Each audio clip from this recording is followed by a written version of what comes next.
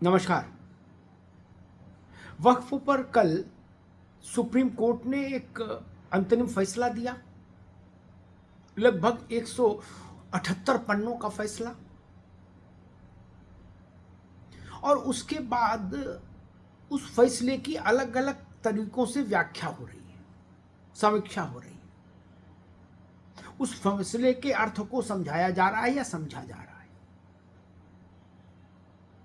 कुछ कंफ्यूजन भी क्रिएट हो रहे हैं। जो उस कानून का विरोध कर रहे थे वो कह रहे थे वो कह रहे हम जीते हैं, और जो उस कानून का समर्थन कर रहे थे वो कह रहे हम भी जीते हैं। तो वक्फ कानून के ऊपर देश की सबसे बड़ी अदालत ने जो अंतरिम निर्णय दिया, उसका मूल सार क्या है, ये समझना बहुत जरूरी है।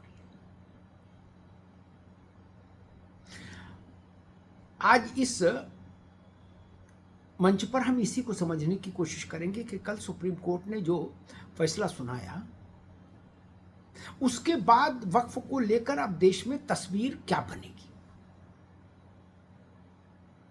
तो सबसे पहली बात ये कि सुप्रीम कोर्ट ने मोदी सरकार के द्वारा बनाए गए वक्फ संशोधन अधिनियम को निरस्त नहीं किया, उस पर किसी तरह की रोक नहीं लगाई उसके क्रियान्वयन पर। यानी नया कानून अस्तित्व में रहेगा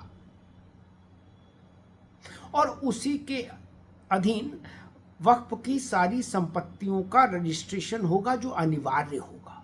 बिना रजिस्ट्रेशन हिंदुस्तान में वक्फ की कोई संपत्ति नहीं चलेगी। एक तो मोटी बात ये समझ लीजिए, सबसे बड़ी बात, रजिस्ट्रेशन कराना ही होगा हर हाल में, हर सूरत में। दूसरी सबसे बड़ी बात जिसको लेकर सबसे ज्यादा विवाद था, वो था वक्फ बाय यूजर। यानी कोई ऐसी जमीन जो लंबे समय से, जहां कब्रिस्तान हो, जहां मदरसा हो, जहां दरगाह हो, जहां मस्जिद हो, यानी ऐसी जमीन जो इस्लामिक कामों में उपयोग में आ रही हो लंबे अरसे से, उसको वक्फ की संपत्ति मान लिया जाए। इसको बोलते हैं वक्फ बाय यूजर। उसमें कागज पत्तर की जरूरत नहीं पड़ती थी। कोई अब वक्फ अपनी प्रॉपर्टी वक्फ करे, इसकी भी जरूरत नहीं। चूंकि वहां नमाज पढ़ी जा रही थी, इसलिए वो जमीन वक्फ की हो गई। इसको बोलते हैं वक्फ बाय यूजर। मोदी सरकार ने वक्फ बाय यूजर की इस व्यवस्था को इस कानून में खत्म कर दिया। इस पर बहुत विवाद था। मुस्लिम पक्ष कह रहा था कि वक्फ बाय यूजर की अवधारणा को इस्लाम में मंजूरी हासिल है, इसलिए इसको निरस्त नहीं किया जा सकता। सुप्रीम कोर्ट ने वक्फ बाय यूजर पर प्रतिबंध के केंद्र के फैसले को यथास्थिति में रखा है। यानी सुप्रीम कोर्ट ने भी माना कि वक्फ बाय यूजर ठीक नहीं, रजिस्ट्रेशन कराना होगा। वक्फ वही संपत्ति मानी जाएगी जो किसी लॉफुल ओनर ने, लीगल ओनर ने, जो संपत्ति का वास्तविक मालिक हो, उसने वक्फ की हो, तो वो संपत्ति वक्फ की मानी जाएगी। उपयोग में आ रही है वो संपत्ति, इसलिए वो वक्फ की हो जाए, ये नहीं माना जाएगा। सुप्रीम कोर्ट ने एक बड़ी टिप्पणी की। उसने कहा ये नहीं माना जा सकता कि वक्फ बाय यूजर को हटाना मनमाना निर्णय है। सोचिए, ये बड़ी जीत है संसद के कानून की, केंद्र सरकार की, कि वक्फ बाय यूजर अब नहीं चलेगा। जो सबसे ज्यादा मनमानियों का पिटारा था, वो नहीं चलेगा। तीसरी महत्वपूर्ण बात,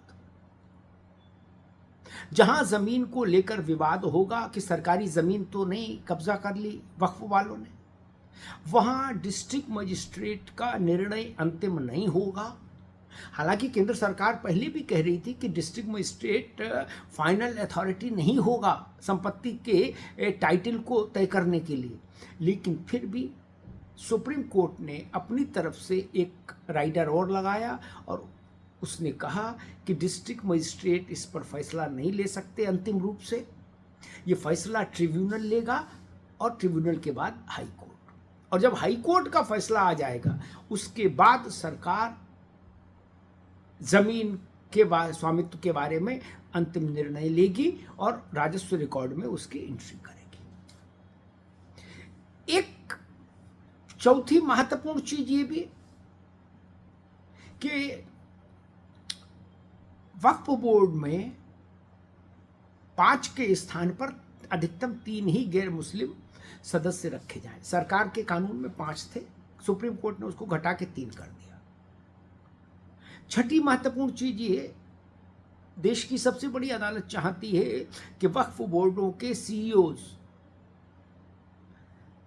मुस्लिम ही रहें, इस बात को प्राथमिकता दी जाए, अनिवार्यता नहीं, प्राथमिकता दी जाए। प्रायोरिटी इस बात की हो कि मुस्लिम ही वक्फ बोर्ड का सीईओ हो। और एक महत्वपूर्ण बात ये कि कोर्ट ने ये भी कहा कि कोई व्यक्ति 5 साल से इस्लाम का पालन कर रहा है कि नहीं कर रहा है, नए कानून में उसकी व्यवस्था, वो प्रावधान था कि वक्फ वही कर सकता है जो व्यक्ति 5 साल से प्रैक्टिसिंग मुस्लिम हो, यानी इस्लाम का अनुयायी रहा हो 5 साल से।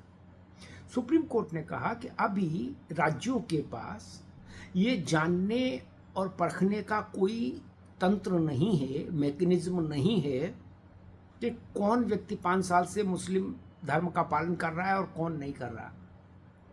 इसलिए अभी केंद्रीय कानून के इस अंश को स्थगित रखिए तब तक जब तक कि राज्य सरकारें इस बात को जानने के लिए कि कौन 5 साल से प्रैक्टिसिंग मुस्लिम है कौन नहीं, कोई एक व्यवस्थित तंत्र न डेवलप कर लें। जब ये मैकेनिज्म हो जाए राज्यों के पास तो कर लीजिएगा जांच, लेकिन अभी कोर्ट ने कहा जब तक ये मैकेनिज्म नहीं है पता करने का कि 5 साल से कौन इस्लाम का पालन कर रहा है कौन नहीं, तब तक इसको मुलतवी रखिए। तो कुल जमा ये 7-8 बिंदु हैं जो इन 128 पन्नों से ज़्यादा के सुप्रीम कोर्ट के जजमेंट का सार है, ऑपरेटिव पार्ट है। और मैं फिर बता दूं, जैसा कि कल चीफ जस्टिस ने भी कहा, ये आरंभिक फैसले हैं, सुप्रीम कोर्ट के आरंभिक मंतव्य हैं। मुकदमा जारी है, सुनवाई जारी रहेगी। आपत्तिकर्ता अपनी बात कह सकेंगे विस्तार से, सरकार अपनी बात कह सकेगी विस्तार से, और सबकी बातें विस्तार से सुनने के बाद, राज्यों की बातें भी सुनने के बाद, फिर केंद्र सरकार इस समग्र मुकदमे पर एक अंतिम निर्णय देगी। कब देगी वो अभी दूर की कौड़ी है, तब तक देश को प्रतीक्षा करनी होगी। लेकिन वक्फ संशोधन अधिनियम 2025 किस ढंग से देश में लागू रहेगा, इसकी एक बाउंड्री वॉल, एक चार दीवारी कल तय कर दी सुप्रीम कोर्ट ने। ये महत्वपूर्ण। धन्यवाद।